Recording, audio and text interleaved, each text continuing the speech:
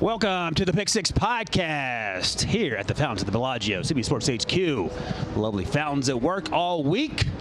We are here for the final show of the week from Super Bowl 58, 49ers versus the Chiefs. That's Will Brinson. That's John Breech, who someone just said that is one ugly jacket as they walk by. No argument here. I'm Ryan Wilson, and today, boys, we're doing the Pick Sixies. I like that little fancy name. We're going to go through some picks, things we liked over the course of the season, our winners and losers, if you will. NFL Honors is tonight, but we're going to do our NFL Awards version of this, but we're going to include the playoffs, which is something that Breech, Brinson, you know, that is not how the honors work. And let's get this thing started here. So, first up, Offensive Player of the Year. Brinson, you have the floor, sir. This is easy. Our esteemed editor, R.J. White, put together a handicapper draft before the season. You had to pick like win totals, award markets, et cetera, et cetera. One of the first things I picked was Christian McCaffrey to win Offensive Player of the Year. He was 11-1. We said in the preseason podcast, Christian McCaffrey, 11-1. Hammer, lock, smash, button, easy bet. And you know what? I'm not right about everything, Breech. I'm not right about a lot of things. I was right about that.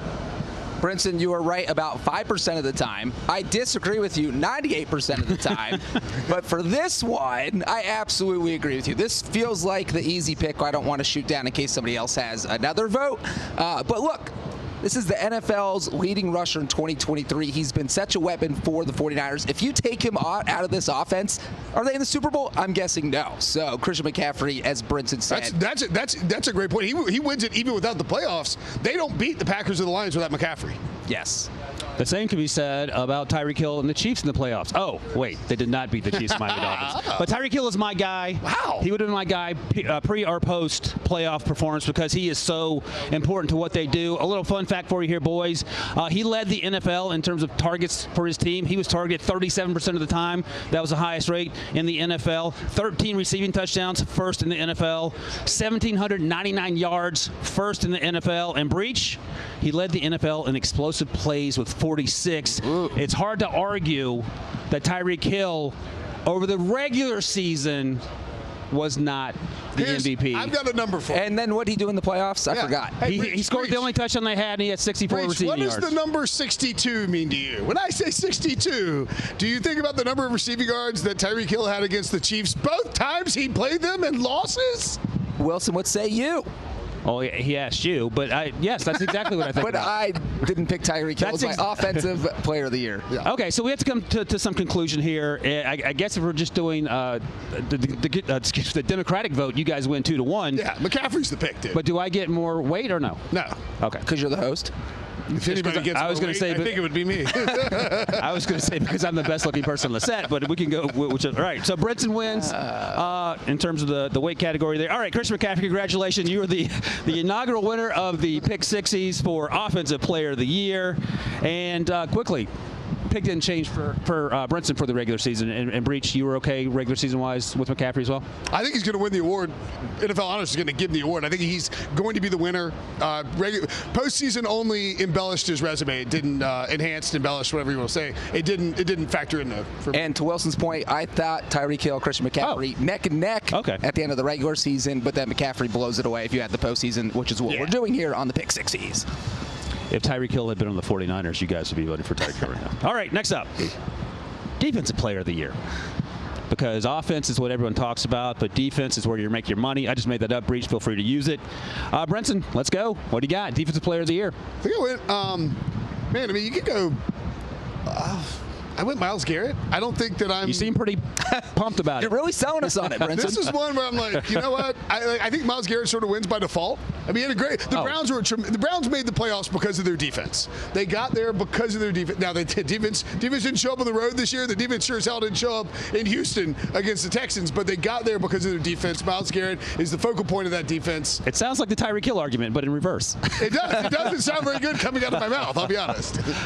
All right, rebut or give us your pick, Breech. You know what? I stayed in the same division as Brinson, but I did not take Myles Garrett. I took TJ Watt. And you know what, Wilson, since you are the resident Steelers homer on this podcast, and I'm pretty sure you have the same vote as me, I will let you make Watt's case, but I will say when he is not on the field, whenever he's missed games, that defense just looks like they've never played football. You put TJ Watt out there, he is a game wrecker, and he wrecked plenty of games this year. 19 sacks, led the NFL. 38 hits on the quarterback, led the NFL. And to follow up on the Tyreek Hill / Christian McCaffrey importance in the postseason, he didn't play in the wild card loss to the Bills because of the knee injury. They probably win that game if he's there. They don't win that game.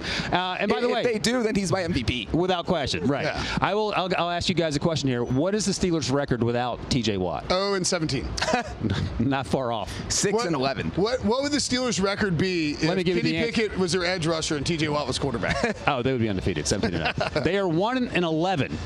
When Kenny Pickett plays, yes. But when TJ Watt does not play. I am perfectly fine with TJ Watt winning the award. The numbers, we see the splits whenever he gets hurt, and the numbers are staggering. Like, just how bad the Steelers are when TJ Watt is not on the field. I think some of that is a little correlation, causation, but I'm fine with Watt. But the one thing is, if you miss like 3 games, they go in 3. It's a small sample size. You don't know. But there's 12 games. It's almost a full season. Yes, and 1-11 is staggering. It says a lot. So And I do think, too, that playoff game in Buffalo, if we don't have an insane weather event, the Bills probably hang like 40 on them. And one thing I will say is that one reason, and this includes Myles Garrett, that the Steelers and Browns are so successful really against the Bengals, Joe Burrow, Lamar Jackson, is because of their ability to rush the passer. So I thought both our votes were good here. Yeah. The most shocking thing, Brinson, is that Breech didn't have a Bengals player on the list so far. Trey Hendrickson. There you go. All right, let's keep this thing rolling, guys. Next up, Offensive Rookie of the Year. This feels like a layup, but let's see if it is. Brinson, who is your Offensive Rookie of the Year? Kenny Pickett. All right, Breech. C.J. Stroud. Look, it's a runaway. It should be a runaway. It's unfortunate. I mean, I guess it's unfortunate for a guy like Puka Nacua to have the season that he had for the Rams. I mean, just a dynamic, incredible rookie season. A testament to Les Snead and Sean McVay and the job that they did evaluating talent, drafting talent, and then, of course, coaching.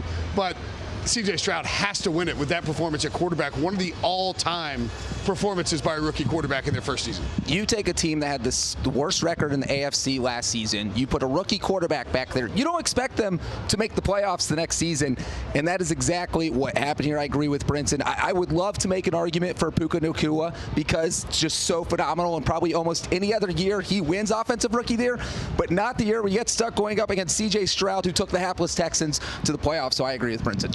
In terms of EPA, expected points per attempt per dropback, he's ahead of names like Jared Goff, Matthew Stafford, Patrick Mahomes, behind Jordan Love, Josh Allen, Dak Prescott, and Brock Purdy. I think that says it all. And again, I joked about it during the course of the fall when he was going off. Sometimes you get the quarterback you need, not the quarterback you want. So just something to keep in mind here as we go through this draft process. David Tepper, Offensive Rookie of the Year. David Tepper should do what they made Jerry Jones do during the Johnny Manziel draft. Tell him, put him in the closet for 15 minutes, draft the player you want, and then have success with your organization there. All right, that was pretty easy. There was no real controversy there. I think the Puka Nacua thing is obviously important. We need some softballs before we get to the tough stuff. All right, this is a good one here. Just talked about the Offensive Rookie of the Year. We're going with Defensive Rookie of the Year. And there are a lot of candidates, and there are a lot of guys that came out of nowhere. And the other thing to keep in mind is that early on in the process, I don't think I'm spoiling this, Jalen Carter was the slam dunk go-ahead winner based on what happened even starting in the preseason. But let's go. I do think that Jalen Carter, he came out of the gate so hot with some just big splash plays at the position, but I also think that he was sort of the slam dunk winner odds-wise basically by default for a large portion of the season. Yeah, Devin Witherspoon had a good start, but Breech, quickly before we get Brinson's pick, and Jalen Carter and the Eagles, you just heard something that Lane Johnson said about the Eagles season unraveling, and maybe that had something to do with it as well. Yeah, we'll get to that. Yeah. Is that part of the? Yeah. We'll get to that later. Oh, that's part of the show. Wilson's trying to jump ahead. All right. You skipped half the show, Wilson. I'll get my revenge on you for that later. Let's just. That made the revenge segment. All right, there we go. All right, Brinson, Defensive Rookie of the Year. Where are you going? I'm going Will Anderson because I already turned in my vote. I do think that Devin Witherspoon deserves a lot of love, though. Man, he is awesome. And in that Mike McDonald defense next year, Spoon, the guy they call Spoon, is going to have a big season, I think.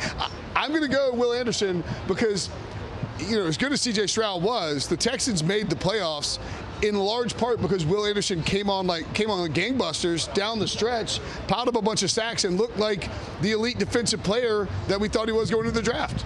Yeah, Will Anderson, it's crazy that the Texans were so successful because you had to hit home runs with both these picks. Otherwise, people are just going to rip your front office forever. And they traded a team that had not won more than four games in the last 5 years, traded a future first-round pick. And it worked out. That never happens. It didn't even draft a quarterback with Right, and it's funny you just mentioned trading first-round picks because the team I'm going to mention right now loves to trade first-round picks, Ryan Wilson. That is the Los Angeles Rams. My defensive rookie of the year is Kobe Turner. Kobe Turner. I feel like he really fell under the radar this year. This is someone, and it's probably because, as we mentioned, he did not get off to a hot start. He led all rookies in sacks with 9, and I think 8 of those came after November 1st. So you're talking about someone who was completely off the radar, tore it up to end of the season, tied the Rams rookie record for sacks to Aaron Donald. You tie a record by Aaron Donald, you're automatically good. So I'm giving mine to Kobe Turner. They crushed the draft, and they didn't have a first-round pick. Kobe Turner's Elijah Douzable, our colleague, was a big Kobe Turner guy. My colleague, co-host on With the First Pick podcast, Rick Spielman, was not, and Elijah takes every opportunity to bring that up to him. Great season for Kobe, but I'm with Brinson. I'm going with Will Anderson Jr. Boo. 10 tackles for loss this year, second among all rookies. 38 hurries, 21 hits, both first. 59 pressures was also first among rookies. Will Anderson Jr., a big start to the season. As you guys noted, we're not even talking about the fact that they traded up to go back and get Will Anderson. Yeah. The Houston Texans did. Do we think, who do you think wins in honors? I think it's Anderson, right? I don't know. I feel like it will be Will Anderson. Yeah, I think so. Unless people were so stuck on Jalen Carter, they still vote for him. C.J. Stroud's going to win Offensive Rookie of the Year when NFL honors happens. He obviously won the pick 60. If Will Anderson wins Defensive Rookie of the Year, I believe that'll be the 3rd time that a team has had both the Offensive Rookie of the Year and the Defensive Rookie of the Year in the same season, and in the first time back-to-back years after Gang Green did it last year. The Houston Texans have turned the corner. All right, comeback player of the year. We don't have to dwell on this because it feels not unanimous, but it's close. Who do you have, Brinson? I have Joe Flacco. Okay. I don't have Joe Flacco. Breech, do you have Joe Flacco? So here is the funny part is that... Do you want me to give the take? I don't know if I feel like getting sent home early, but let's just... This is including the playoffs. I had Joe Flacco and DeMar Hamlin in a tie. Flacco melted down in the postseason, and now he's off my list because he lost that game for the Houston... Or he lost the game for the Browns against He was playing for the Houston Texans. That's what it looks like. You're saying. I think that the DeMar Hamlin story is fantastic. I have no problems with him winning the award. I think the fact that he came back from death is a pretty good comeback. It's hard to top coming back from death. That's the name of the award. Having said all that, in my opinion, I believe that the award, this particular award, give him a different award. Flacco came back from sitting on his mom's couch. They gave it to Phillip Rivers for coming back from having a bad season. All right, so here's the thing. We got one Joe Flacco. I'll be the tiebreaker. Actually, I'll change mine since you guys are going to go Hamlin. I'll go Matthew Stafford. All right, next up. So the pick 60 goes to DeMar Hamlin. Okay. I mean, let's not complicate this. Coach of the year. I think we're gonna keep the Rams theme going here. If I had to guess, Breech, who is your coach of the year, Brinson? Can I change mine again on the fly? I should not put him up there. Listen, don't change now. Do what you do. Our producers do not like Brinson because he doesn't follow any script. Sean McVay. No, when I say don't change, continue to do the things that you do, which is just throwing curveballs. Don't change who I am. Keep throwing curveballs. I'll never change who I am. Yeah, of course. I mean, I'm going to keep throwing curveballs. Yeah. I'm going to go with Sean McVay. Give me the Rams. Kevin Stefanski deserves a ton of credit. They had a bunch of quarterbacks. I believe 6 different starting quarterbacks when you factor in that they had to sit Joe Flacco. They got to sit Joe Flacco in Week 18. All the credit in the world for Kevin Stefanski. All the credit in the world for DeMeco Ryans. Winning that division with those 2 rookies being your key players, incredible season for the Houston Texans. But I think that the Los Angeles Rams deserve more credit, and I'm here to give it to them. Sean McVay is my pick for Coach of the Year. Well, this is crazy because usually I'm the Sean McVay homer who just pumps up Sean McVay whenever I can, and now Brinson's doing it over here, and I'm not voting for Sean McVay. Of course, this is one where I really took the playoffs into consideration, and you guys apparently say all the time that this guy looks like me, and I could not vote against handsomeness. So I went with Packers coach Matt LaFleur, who got that team to the playoffs, won a playoff game, and probably should have beat the 49ers to beat Green Bay, Kansas City in the Super Bowl right now. So for getting them to the divisional round, I think they overachieved this year. I like Matt LaFleur. Should have won. Interesting, you didn't qualify with the fact they should have won the playoff game because the kicker honked the kick. That's also troubling. But I am also going Matt LaFleur, John Breech's doppelganger. Wins over the Lions and Chiefs in back-to-back primetime games. They had the three-game winning streak in the course of the season, and the way they played in the playoffs, they got the 7th seed. We didn't say maybe until the last weeks of the regular season that this team is not a team you want to face in the playoffs. It was typically the Browns or the Rams was Brinson's go-to, and I get that. But I'm with you. I thought Matt LaFleur did more with young talent. They lost Aaron Rodgers. Jordan Love outplayed Aaron Rodgers over the second half of the season based on what Aaron Rodgers did in 2022. Huge job. And they smoked the Cowboys. And oh boy, Mike McCarthy kept his job. Emmett Smith was not happy about that today. If anyone was at Radio Row, he was fired up about that. All right. Matt LaFleur, I kind of like the Matt LaFleur pick if we're doing it in the pick 60 style, which is to include the playoffs. Yeah. Because, we were talking, Brian Gutekunst, got asked, I was thinking the old Carolina Chancellor, he got asked during the season, do you know if Jordan Love is your franchise quarterback? And he's like, I don't know yet. This is like November 1st. This is like late in the season. And then now we're like, well, the Packers did it again. So sure. Okay. Yeah. We're ready to bench. We go from Jordan Love being benched to, oh my God, this guy's going to be a Hall of Famer in 5 years. Right. And you're not wrong. The Packers could have easily been in the Super Bowl. All right, we're going to do MVP right now. That's the most valuable player, Breech, for the pick 60s. I'm going to start, and then Brinson's going to follow, and then we'll let Breech hopefully agree with the consensus. Just me Karnacking it up here. I'm going to go with Lamar Jackson. We've talked about it for months now. MVP in 2019. He's a better player this season than he was during that MVP campaign, that new Todd Monken offense. It all came together. Unfortunately, if we're including the playoffs, which is what the pick 60s is all about, I'm blaming Todd Monken for running the ball only 3 times with Gus Edwards and putting too much on Lamar's plate and getting overwhelmed. Brinson. I'm going with Lamar, too. I'm trying to think, what in the playoffs would cause me to change my mind? Because I don't think Patrick Mahomes had that great of a regular season. I don't think his 2 performances in the playoffs are enough to justify putting him above Lamar.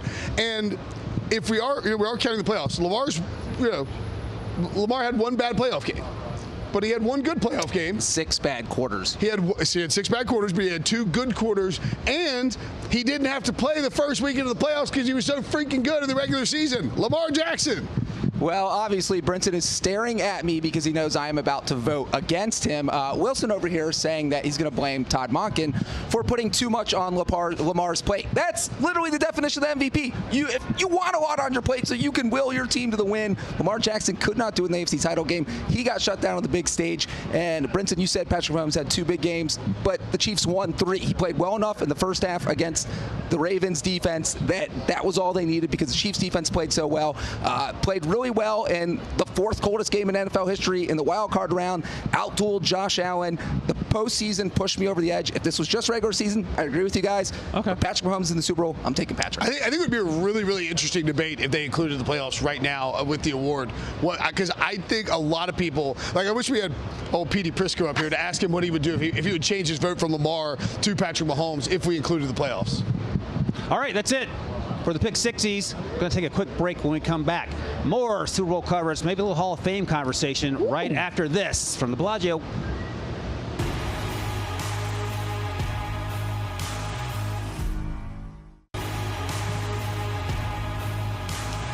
Welcome back to the Pick 6 podcast, here live from Las Vegas, beautiful Allegiant Stadium. Breech, that's where the Raiders played during the regular season. On Sunday, Super Bowl 58, 49ers versus the Chiefs. That's going to be a good game. Stream wall-to-wall coverage with our CBS Sports HQ team of hosts, insider, and analysts as they tackle the biggest storylines, interview the game's brightest stars, and keep you up to date with the latest betting odds and much more leading up to the best Sunday of the year. All right, boys, we're going to talk a little Hall of Fame debate because in addition to being Super Bowl week and weekend coming up, the Hall of Fame also happens this time of year. And this feels like a layup in terms of we're going to start with some locks. And we don't have to dwell on this because we have some names to get to here. Can I say something real quick? Oh, boy. I hope that by the time people listen to this podcast, this will be audio podcast, right? I think so. He's going to stump for someone. I can feel it. That Torrey Holt is in the dadgum Hall of Fame. Come on now, voters, do it right. Come on, y'all. All right. Patrick Mahomes, Travis Kelce. Is there any reason to believe on God's green earth that this isn't going to happen? I think the better question with Mahomes and Kelce is would they be in right now, win or lose on Sunday? Yes. Yes. If they both announce their retirement on Monday. They lose by 40 points to the 49. They lose by 49 points. They could announce their retirement during the coin toss Sunday before the game starts, and they will go into the Hall of Fame in 5 years. Maybe Mahomes, you might skip the 5-year wait. Right. All right. They're in. I mean, there's no debate. Yeah, that's fine. Let's not be crazy here. This is a little crazy. And, Breech, I'm going to come to you first because fullback isn't special teams, but it feels like the special teams of the offense in terms of being a specialty position. Kyle Juszczyk has sort of revitalized that in Kyle Shanahan's offense. Any chance he has the most Pro Bowls ever for any fullback / H-back / wherever they line him up? Any chance Kyle Juszczyk gets in? He is an absolute unique weapon. I love that Kyle Shanahan keeps the fullback alive. That position could have gone extinct if not for Kyle Shanahan and the fact that his offense still uses it. Now he has so many branches of his coaching tree with a couple other people using it, but I would say probably not. It's just, I think it's a tough. Yeah. You're not having a big enough impact on the game, even though he is the best fullback in the game right now. I'm not sure that's going to get Van Brinson. Yeah, I mean, he has made the Pro Bowl every year since 2016 when Kyle Shanahan took over in 2017 in San Francisco. He immediately went out and signed him to a huge contract. I think he would need to win a Super Bowl. I don't think so. It's tough. I just think it's tough. Trying to talk yourself into it. I'm trying to talk myself into it. Super Bowl MVP on Sunday. Juszczyk, is he? No. Hey, if he cashes his first touchdown bet on Sunday, then he's in. If he scores 5 touchdowns and throws 3 touchdown passes, then yes. His wife might go in the Fashion Hall of Fame. All right, here we go. These are guys that are on the right track. And the track is pretty good. So here's the thing. We're going to do yes or no, thumbs up, thumbs down. We're going to go through the list, and we'll circle back and hit on some of these guys. Brinson, we'll start with you. Christian McCaffrey. Yes. Maybe. If he keeps it up. Keeps it up. All right. George Kittle. Well, no. We're going to go through. We'll come back. George Kittle. Yes. Maybe. Okay. If he keeps it up. Chris Jones. Yes. I mean, geez, what are we doing? Yes. Okay, there we go. I'm off the maybe list. Nick Bosa. No. Wow. But he's got the Defensive Player of the Year award, so you get 1 or 2 more of those, I think he has a good shot. So I'll say maybe, but leaning yes. Grab a couple more of those things off the shelf. Fred Warner. No, but I will change my opinion if Patrick Willis gets in tonight. Oh, here we go. All right, one more, Deebo Samuel, then we'll circle back. No. I'm sorry, what'd you say on Fred? Yes. Okay. All right, so let's start at the top here with Christian McCaffrey. You had some rebuttal points, Brinson. Well, all right, so Christian McCaffrey, drafted in 2017 with a first-round pick. The Panthers took him over Patrick Mahomes. Whoops. Just like the Bengals took John Ross over Patrick Mahomes. Whoops. It's all right. He has been a top 10 finalist for Offensive Player of the Year 3 times. He has somehow only been an All-Pro 3 times and somehow only made the Pro Bowl 4 times. I think that the trade, when Ron Rivera got fired in Carolina, he was desperate to save his job. He wore Christian McCaffrey into the ground. It caused McCaffrey to get hurt. It changed the way we perceived Christian McCaffrey. And now with Kyle Shanahan has described him as the perfect football player. That's how highly he thinks of Christian McCaffrey. And you look at these numbers and what he produced. He led the league in rushing yards. He led the league in touches. He led the league in yards from scrimmage. He led the league in total touchdowns. 25. More than Jerry Rice ever had in a season. He's going to keep doing this for Kyle Shanahan for several years, and I think he gets in the Hall of Fame as a result. And I think that right there is the key. If he does it for several more years and he keeps putting up this kind of production, absolutely he's going to get in. But the thing is, if you're a running back, you got to stay healthy. It is very hard because you're getting hit all the time. And the crazy part about him maybe getting in is that you look at the past 10 years, and it's really hard seeing many running backs get in anymore because that's just that the NFL has evolved into a passing league. And it was like, well, maybe Derrick Henry has a chance, but now Christian McCaffrey, I'm mixing up my Derrick Henry and Christian McCaffrey's, he has evolved into what the running back has to become, a guy who can run the ball and catch passes out the backfield. So absolutely, I think he can get in. And I would add, too, that I think Kyle Shanahan and John Lynch, who are going to be in San Francisco for a while, right? They're not going anywhere. I think that they understand the importance of looking at metrics and looking at advanced analytics and knowing how many touches to give McCaffrey on a given season to prevent him from getting seriously injured like Ron Rivera allowed to happen in 2017. All right, Breech, you said maybe for George Kittle. So let's go to George Kittle. Give me your explanation for why he has not yet got the Breech seal of approval. Well, the thing is, I feel like he's been overshadowed because usually you want to look at someone who's been the best at their position for their career, and unfortunately he's had to deal with Rob Gronkowski. He's had to deal with Travis Kelce. So he hasn't been at the top of that conversation, but he's always been the second or third best tight end, it seems, every single year he's been playing. He's 4-time All-Pro. So I think that if he keeps playing like this, he absolutely has a chance. I would lean yes at this point he's going to get in. All right. And I think there's the element of Brock Purdy in play here, too. Purdy has really focused in on George Kittle when he's been the quarterback of the 49ers. And I think Kittle is so critical to what Kyle Shanahan's offense does because of his blocking ability and his yards after the catch when he actually gets the ball in his hands. I think we're going to see Kittle play 4 or 5 more years, put up all-pro type numbers, Pro Bowl type numbers, and eventually get in. You're not getting any pushback from me. I think George Kittle, to Breech's point, has been overshadowed. But he excels in that offense. And that offense could end up having 3 or 4 Hall of Famers by the time it's all said and done. And speaking of which, let's keep the conversation going with that offense. Let's go to Deebo Samuel. And my only concern with Deebo is staying healthy. Now, he's been pretty healthy throughout his career thus far, but it feels like that sort of wear and tear is running back wear and tear, and we've seen him get little niggles here and there, and it's kept him out of games. But when he's healthy, we talk about it all the time. He's the best player outside of the quarterback if we're talking to our buddy Pete about it. So, Brinson, Deebo Samuel. No, I love Deebo Samuel. Deebo Samuel, I said coming into the draft in 2019 that I kept stumping for the Patriots to take him. I thought he'd be a perfect player with Tom Brady in that offense. Obviously, that didn't all work out, but Belichick decided to pass on him. He's paying the price for it. Deebo Samuel is he's a unicorn at the wide receiver position. He's incredible to watch, but he has just one season over 1,000 receiving yards, just one season as an All-Pro and a Pro Bowler. And I think you have to start to look at this, too, from a roster construction perspective in the Hall of Fame. I mentioned Torrey Holt, the greatest show on turf Rams teams. If Holt gets in, I believe he'll be the 5th because you have Orlando Pace, Kurt Warner, Marshall Faulk, Isaac Bruce, and then it would be Torrey Holt. That's a ton.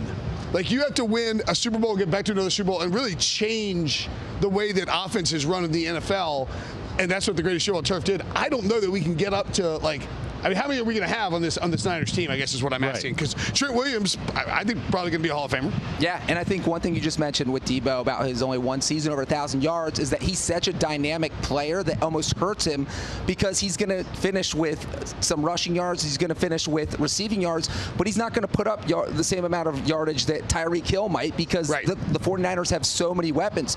So at the end of his career, we're going to say, all right, he was so dynamic, but he's not going to have the numbers that a Tyreek Hill has, or he's not going to have the rushing yards that the top-tier running backs have. So it's going to be hard to really compare him to anything. And I just think because of that, that's going to hurt his case. The closest thing you compare to is like Christian McCaffrey. Right. And McCaffrey's numbers are going to be... McCaffrey's numbers are going to be way higher. Because if you look at Deebo's numbers in totality, he's usually over close to 1,000 yards from scrimmage, right? I mean, 1,117 this year, 1,770 2 years ago, 864 last year. But it's just asking too much out of this offense to have that many. All right, that's it for the Hall of Fame debate. We're going to take a quick break here, and when we come back, we're going to do a little segment we like to call Answering the Bell right here from the fountains at the Bellagio, Super Bowl 58, right after this.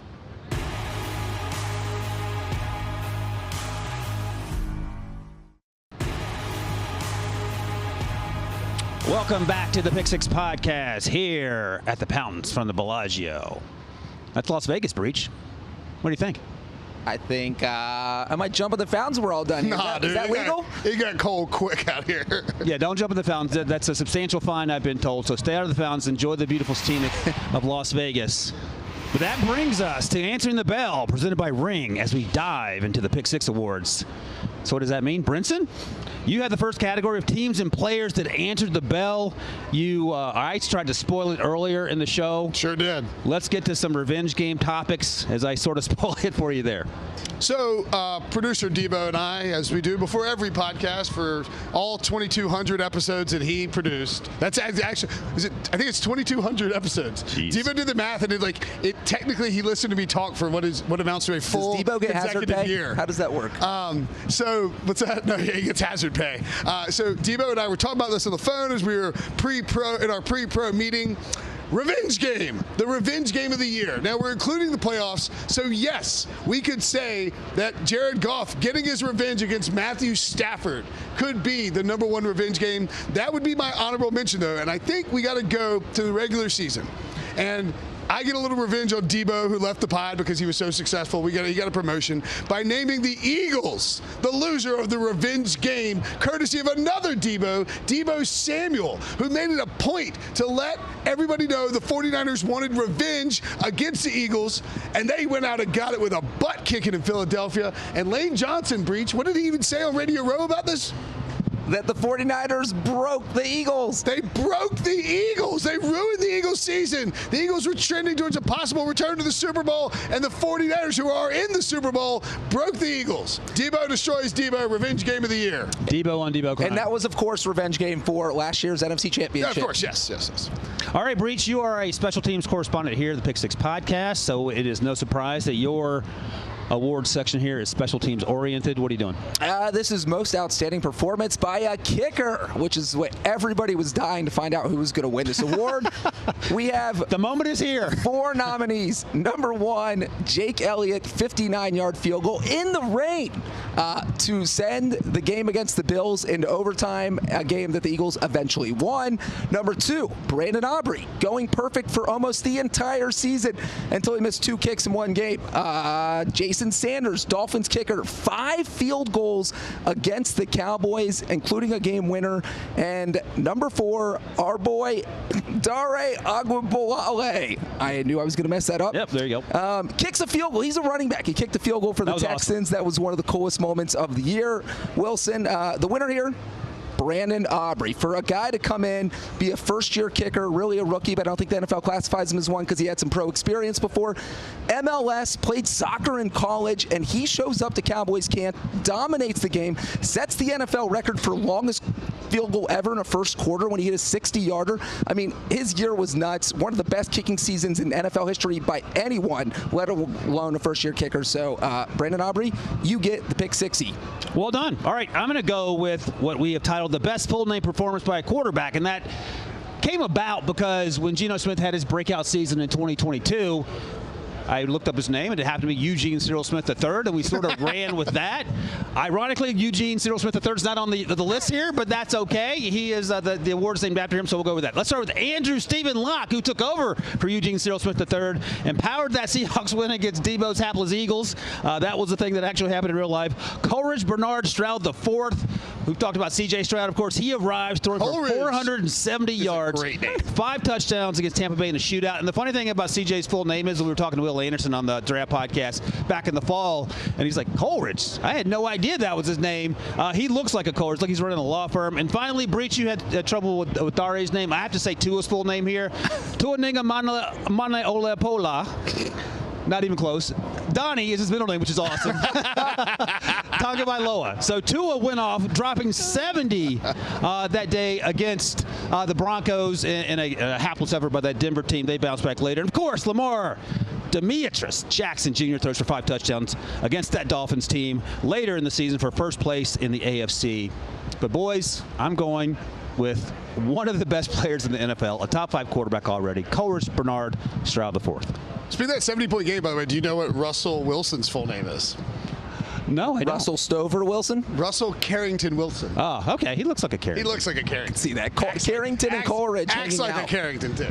Well, we'll see. There were some conversations that he'll be back in Denver, and that team will potentially be better. So we'll see. All right, that's it for the awards here revenge game, kickers, of course, and the Eugene Cyril Smith Award. Shout out to Gino. All right, we're going to take another quick break, and when we come back here, we're going to do a little Pick Six recap of the silly and stupid things we were talking about earlier in the season and whether those things came true or probably not coming true. But we'll talk about that right after this from Las Vegas.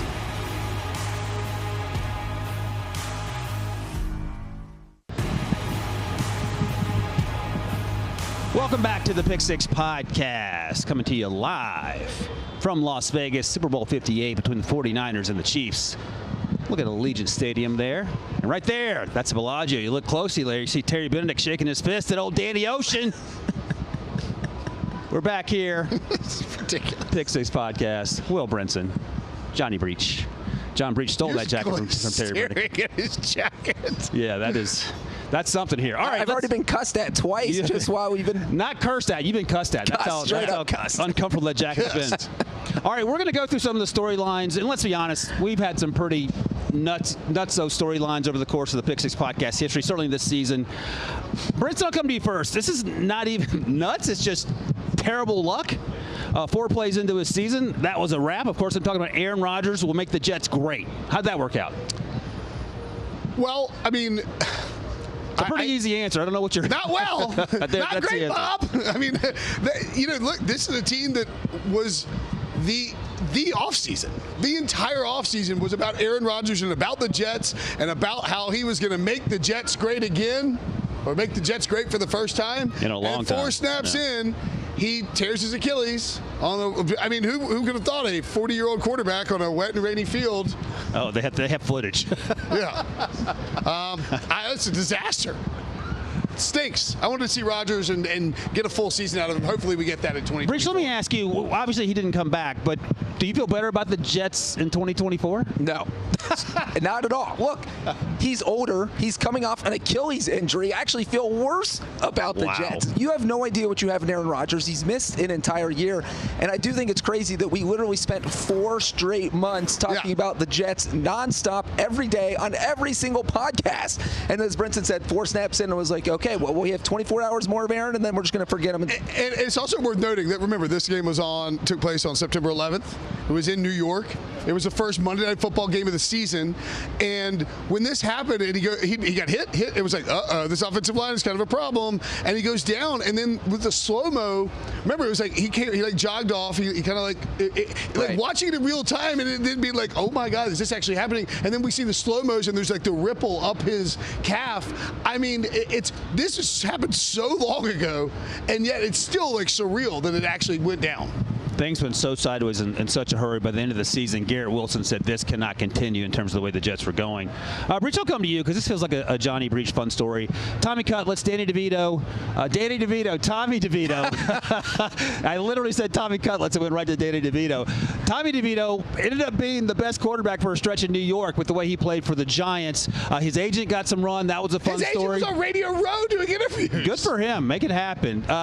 That feels like a feel-good story that you probably got millions of page views off of. Well, you know what I love about Tommy DeVito is that the Giants had high expectations. They ended up being terrible. They were unwatchable for most of the season, but then old Tommy DeVito comes out with the greatest touchdown celebration of all time. It's so simple. Anyone can do it. And during that run, I saw people at the grocery store wearing Giant shirts. You do that, they're all about it. They do it right back to you. It was fantastic. Nashville? Yeah, I mean, there's NFL fans everywhere. It's not like a bunch of Giants fans. There's 3 or 4 over that 1 month. But yeah, you just do that and they do it back and everybody thought it was hilarious. So I thought the Tommy DeVito run was fun. There's only like one person, somehow Sean Stiletto, his agent, is only being outdressed by one guy in terms of tackiness in this entire city.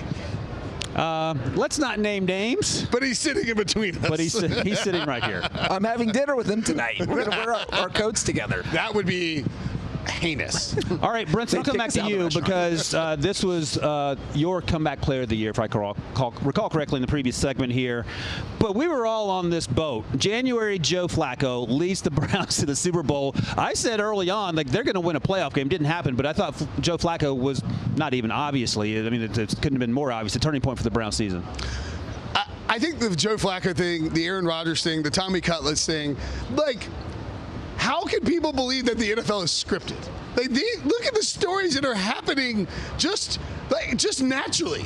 Joe Flacco, the ageless wonder that is the elite quarterback Joe Flacco, comes back and leads the Browns to the playoffs as their 5th starting quarterback. Some dude named Tommy Cutlets is out there winning games for the Giants. My cab driver yesterday asked me if the NFL was scripted.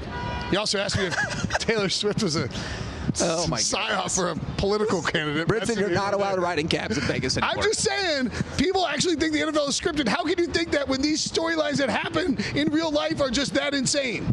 Well, I mean, if it is scripted, you would certainly be able to write it after like a 72-hour bender in Vegas with all the crazy storylines that have happened. But you know what? The thing about Joe Flacco, and we talked about how you feel about the Jets next season with Aaron Rodgers, the Browns are more interesting because if Deshaun Watson obviously is their starting quarterback, but if he comes out of the gate and struggles those first 4 weeks of the season, you're going to have fans wearing their Joe Flacco jerseys. And Brinson, you're Mr. Joe Flacco. You love Joe Flacco. Dude, you want to see him starting next season? I think you can reasonably make the case that Deshaun Watson, because of how he likes to play outside of structure, is not as good a fit for Kevin Stefanski's offense as Joe Flacco is, because he's willing to stay inside the structure and play with that good defense and play like an elite quarterback. Joe Flacco, 2024. Flacco, Browns, 2024. You know what? I think we're out of time. I think that's it. I think that's it. Right, producer Matt? Like, we're done. We're done for Pick 6 for the week. Is that right? Yeah. Is this a prank? Oh, Matt. I was ready to go have a drip. All right, we got one more segment. Producer Matt saved us. All right, we're going to take a quick break. When we come back, I was ready to go up there and check out Terry Benedict, so I got to wait on that breach. All right, going to take a quick break, come back, and we have one more segment. We're going to take a look ahead, some early Super Bowl odds, because that's what Brinson does, and we're going to talk about that right after the break.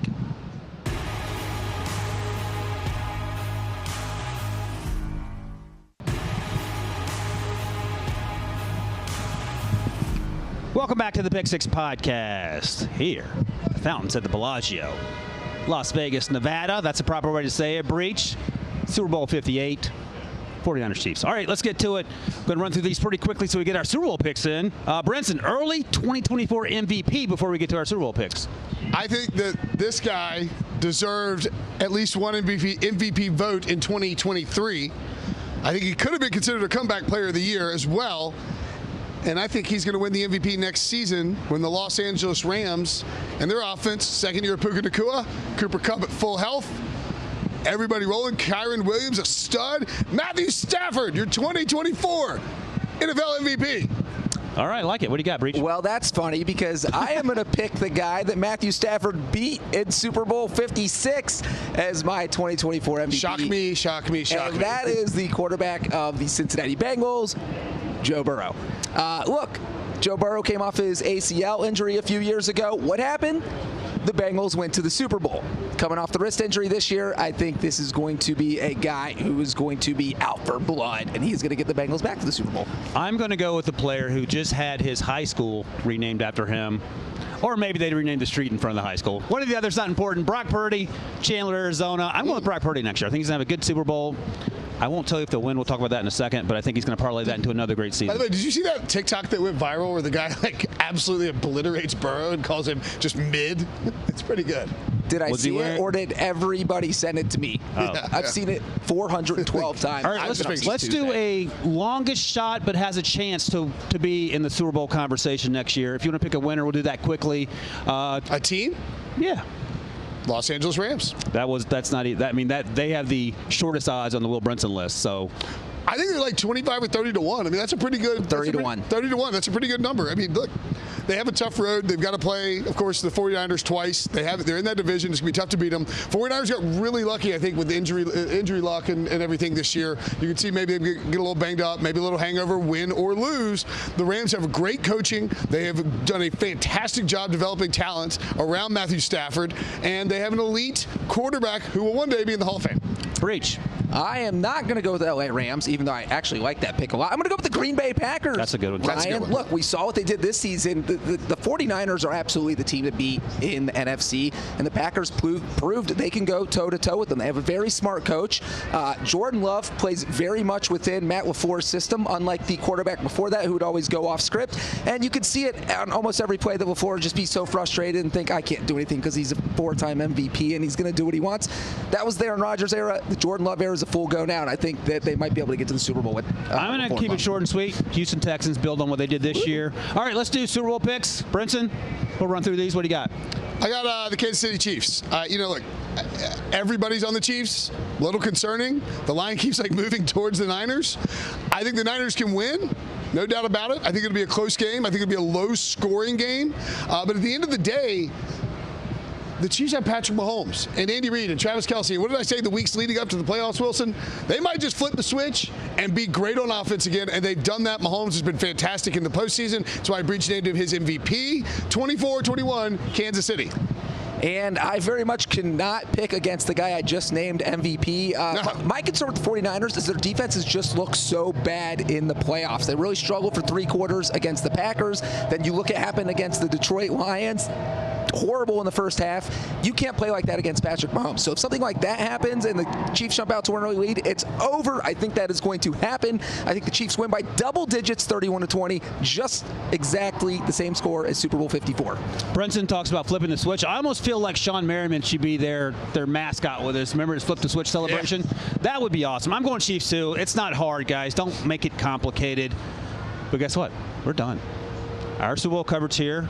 The Pick Six podcast, Super Bowl 58 is in the books. But I would encourage you, Breech, and everyone else watching, come back tomorrow for CBS Sports HQ Spotlight because somebody on the set is getting slimed. So come back for that. Thanks for joining us. If you're checking us out for the first time on CBS Sports HQ, we're a year-round NFL podcast that delivers the goods from recaps to the best, to power rankings, to Mercy Podcast, and Sliming. Pick Six NFL has you covered on YouTube. Just search us, NFL on CBS, or on your desired podcast platform. Thank you.